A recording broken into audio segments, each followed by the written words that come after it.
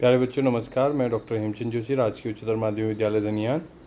भव्या भागीरथी नामक आज कक्षा 8 का हम आमोदनी का यह पाठ पढ़ रहे हैं।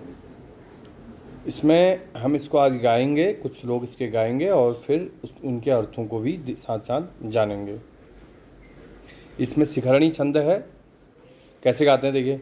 हिमाद्रेः सम्भूता विहरसि तदङ्के हिममये। आप एक बार फिर से गाइएगा। हिमाद्रेः सम्भूता विहरसि तदङ्के हिममये ततो भूमिं याता विचरसि सुहासा समतले पुनासि त्वं लोकान् प्रवहसि समुद्रं प्रति सदा अहो दिव्ये गंगे भवतु सुखदं नस्तव जलम। हिमाद्रेः संभूता, हिमालय से निकलने वाली। देखिए शब्दार्थ भी हम साथ साथ चलेंगे। हिमालय पर्वत से, संभूता माने निकलती हुई हैं। विहरसि तदङ्के हिममये, हिमालय पर्वत से निकलती हुई पर्वतों के, हिमालय पर्वत की गोद में विहरसि माने विचरण करती है। हैं हिमालय के हिमाद्री माने क्या होता है? हिमालय से निकलकर फिर तदङ्के हिममय, हिममय जो हिमालय का भाग है उसमें विहरसि माने विचरण करती है। कौन? तो अभी बताया जाएगा कौन कौन है वो। माँ गंगा, गंगा जी कहाँ से निकलती हैं? हिमालय गोमुख से। ठीक है। तो भूमि पहले हिमालय से निकलती है, गोमुख से। उसके बाद वह पर्वतों में विचरण करती है। हमारे उत्तराखंड से हिमालय से गंगा निकलती है, आप लोग सभी जानते ही होंगे। गोमुख उत्तरकाशी में है, वहाँ से निकलती है और फिर ये पर्वतीय भूभाग में विचरण करती है कुछ समय। ये आप विचरण करती हैं कहाँ? उत्तरकाशी, टिहरी गढ़वाल, पौड़ी गढ़वाल हैं, जो पर्वतीय भूभाग है उसमें विचरण करती है। विहरसि विचरण। फिर ततो भूमिम याता विचरसि सुहासा समतले। ततो मने उसके बाद, भूमिम मने पृथ्वी में, मतलब समतल। याता मने आती है, समतल भूमि में आती है कौन? गंगा। विचरसि सुहासा समतले, विचरसि मने विचरण करती है। सुहासा, देखिए जो शब्द का अर्थ यहाँ पर दिया गया, ये देखिए हम आपको बता, सुंदर हंसती हुई, ऐसा लगता है मानो हंस रही हो, खेल रही हो। समतले, समतल भूमि में। फिर हरिद्वार में आती है ना, कहाँ से? गोमुख से निकलती है गंगा। और कहाँ आती है? देखिए ये देखिए, ये मान लीजिए अभी गोमुख है उधर, फिर पहले पर्वतों में चलती है, फिर समतल भूमि में आ जाती है, हरिद्वार में, ऋषिकेश में हैं समतले। पुनासि त्वं लोकान। अब पुनासि का क्या मतलब है? देखिए पवित्र करना। पुनासि मने पवित्र करती हो। किसको? त्वम मने तुम, लोकान मने लोगों को, जन समूहों को, इंसानों को।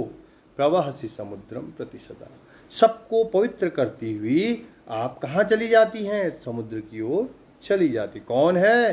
अहो दिव्ये गंगे। अरे ये माँ गंगा है। अहो, अरे दिव्ये गंगे, अरे दिव्य गंगा माँ। भवतु मने हो, सुखदम मतलब सुखद, नह मने हमारे लिए, तव मने तुम्हारा, जल, जलम मने जल, तुम्हारा जो जल है वो हमारे लिए सुख कर हो। समझ में अर्थ आ गया होगा जहाँ तक मुझे लग रहा है।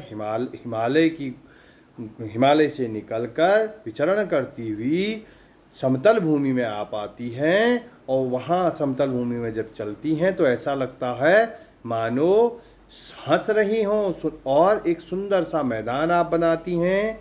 और पुनासि तुम लोकान, लोगों को धन्य करती हुई, पवित्र करती हुई समुद्र के प्रति गंगा जाती है। अहो दिव्य गंगा, ऐसी दिव्य गंगा को ऐसी दिव्य गंगा भवतु हमारे लिए उनका जल हो, नह मने हमारे लिए, तव जलम सुखदम, तुम्हारा जल क्या हो? सुखद हो।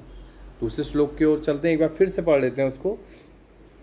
हिमाद्रेः सम्भूता विहरसि तदङ्के हिममये ततो भूमिं याता विचरसि सुहासा समतले पुनासि त्वं लोकान् प्रवहसि समुद्रं प्रति सदा अहो दिव्ये गङ्गे भवतु सुखदं नः तव जलम् नस्तव जलम्। अगला श्लोक देखिए।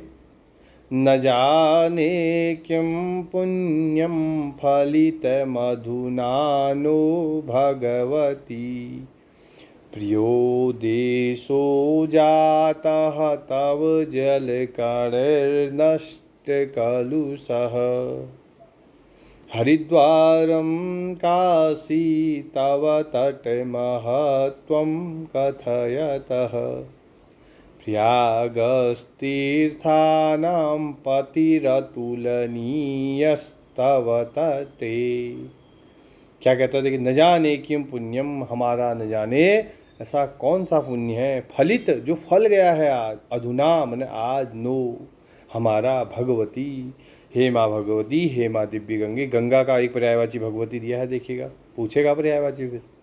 हे भगवती हे दिव्य गंगे, न हमने हमारा, नो हमारा, नो का शुद्ध अर्थ है न, यहाँ संधि हुई है तो नो हो रहा है, तो नो न हे भगवती न हमारा, न जाने किम पुण्यम, न जाने कौन सा पुण्य, फलितम फलित हो गया है, न हमारा, अधुना मन आज, न जाने हे भगवती हमारा ऐसा कौन सा पुण्य था जो फलित हो गया है। क्यों भाई? प्रियो देशो जातः, आपके आने से वह देश, हमारा देश प्रियो धन्य हो गया, प्रिय हो गया है, सुंदर हो गया है। तव मन तुम्हारे, जल कणेर नष्ट कलुष, तुम्हारे जल के कणों से यहाँ की जो गंदगी थी, यहाँ का जो पाप था, यहाँ की जो गलत चीज़ें थी वो नष्ट हो गई हैं। नष्ट कलुषः, कलुषः मने गंदगी, कलुष मने होता है पाप, कलुष मने होता है गंदा, ठीक है ना। तव मने तुम्हारे, जल कणय है मने जल कणों से, जल कणय ही, यहाँ पर विसर्ग आएंगे जब आप संधि विच्छेद अलग अलग करेंगे तो, ठीक है ना। तव जल कणय ही नष्ट कलुषः, नष्ट हो गया है हमारा कलुष सारा। कलुष मने समझ चुके हैं ना आप, कलुषः अगर शब्दार्थ में है तो हम उसको और अच्छे से जानते हैं। देखिए शब्दार्थ क्या कहते हैं, धात नहीं दिया है शब्दार्थ में, कोई बात नहीं, मैंने आपको बता दिया है। कलुषः मने गंदगी, दुष्ट, पाप, जितनी भी गंदी चीज़ें, कलुष कहते हैं ना, कलुष मने कालापन। तब जल कणे नष्ट कलुषः, तुम्हारे जल कणों से हमारे देश की, हमारी इस भूभाग की गंदगी सारी समाप्त हो गई है, पाप सारे खत्म हो गए हैं, प्रिय हो गया है हमारा देश। जहाँ जहाँ देखिए गंगा बहती है वह स्थान क्या होता है, धन्य हो जाता है। कैसे देखो, हरिद्वारं काशी तव तट महत्त्वं कथयतः। हरिद्वारम मने हरिद्वार, काशी मने काशी, तव तट महत्त्वं कथयतः, तुम्हारे तट के महत्व को बताते हैं। कौन कौन? हरिद्वार और काशी। और प्रयागस्तीर्थानां पतिरतुलनीयः तव तटे। हरिद्वार और काशी किसके तट पे हैं? गंगा के तट पे हैं। तव तट महत्वम कथयति, अगर देखिए हरिद्वार और काशी में गंगा जी न हो तो कोई महत्व है नहीं, है ना।